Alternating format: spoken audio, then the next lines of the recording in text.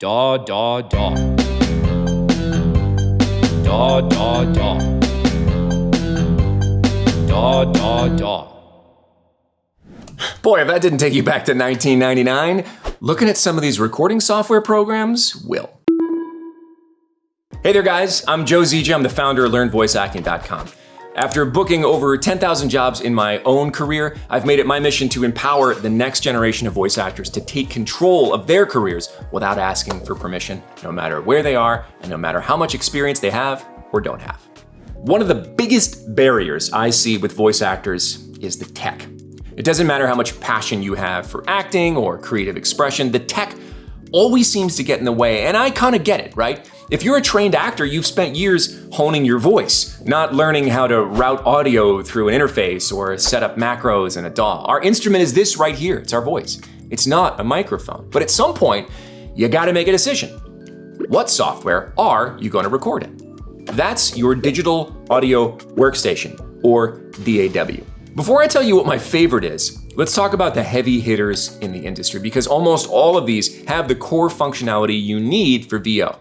We've got Adobe Audition, big in broadcast and post-production stuff.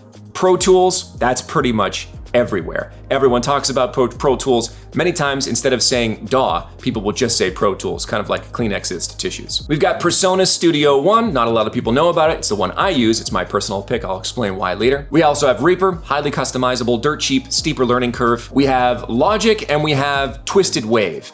Twisted Wave is very VO friendly. I know a lot of engineers that kind of recommend this as the basic one. They all, however, do the same thing in a lot of different ways. They all record audio. They all let you cut, move, process, export files. In terms of raw capability, they all get the job done.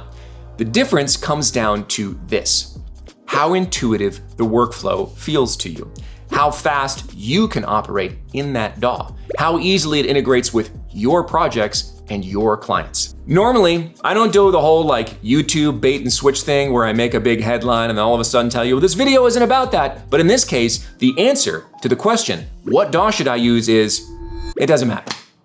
It doesn't. Use whichever one makes sense to you. Unless we're talking about Audacity. I used to recommend Audacity for beginners because it was free. You just went to a website, you downloaded it was basic, it looked like you were in Windows 95, it did the job. Until you tried to do more than the most basic cutting and exporting. Then it's like editing audio with like oven mitts on. There's no true non-destructive editing. It's very difficult to process in real time. It's clunky. It's just not my favorite interface to use. And the more times students come to me with problems in Audacity, the more I'm like, you know what? There's actually a lot of great options out there that are really cheap. Free is not always better, and in this case, it might be hamstringing you. Can you book work on Audacity? Absolutely. I'm gonna have 40 people in the comments being like, oh, I made $300,000 on Audacity. I get it, you can do it, but you're making work harder for yourself. If it takes you 10 clicks in a clunky interface to do what it should take you 1 click to do in another DAW, you're wasting time. You're wasting time on your auditions, your marketing. Multiply that by dozens of different edits a day, and your free DAW is costing you a lot more than a paid one ever would, because your time is probably worth more than $10 a month. You can get world-class software in these days of licensing and subscription services for the cost of like 2 fancy coffees a month. And if you ever quit VO, you just cancel them. My DAW of choice is made by PreSonus Studio One. I used to use Cubase, and it had sort of a similar feel, but then Cubase kind of updated their user interface to make it clunky for me. It didn't fit my workflow, right? And that's my #1 priority. I've used Studio One for years now, and here's why I find it perfect for VO. Again, all the options I listed are probably pretty good for you. This is just what makes it good for me. It's a clean, intuitive layout. There's no clutter, there's no wasted space, there's no digging for tools. The drag and drop workflow is super easy. Pretty much anything in PreSonus Studio One is designed so that if you drag it and drop it in the right place, it's gonna do the thing that you think you want it to do. Macros are extremely powerful. They're very customizable. You can use all kinds of functions within the DAW to condense those keystrokes to one. Really enhances your workflow. And you can customize your view, so you can strip it down to only what you need for VO. You have to remember that these DAWs were built for people that were way smarter than us, okay? VO is an extremely limited function. Record, edit, export, maybe some EQ, maybe some gate, maybe some compression. That's it. We don't need to mix things in 7.1.2.8.6 Dolby Atmos, whatever. We need to record, edit, export. That's it. So again, the most important thing to consider here is whether or not it fits with your workflow. Does it get in your way or is it transparent? Also, Studio One has this great guy named Gregor who teaches all the tutorials, and I just love watching him. I think he's a great guy. No matter what you do, here are some things you can't compromise on in your DAW. Ease of editing. VO is 20% recording, 80% editing. Make it easy, make it transparent. Batch processing.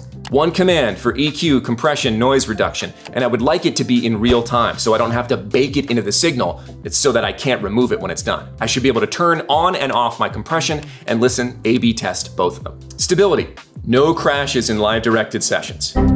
Audacity mostly stumbles on all of these once you move past the beginner level, which again is why I don't generally recommend it anymore. The real secret is mastery beats choice.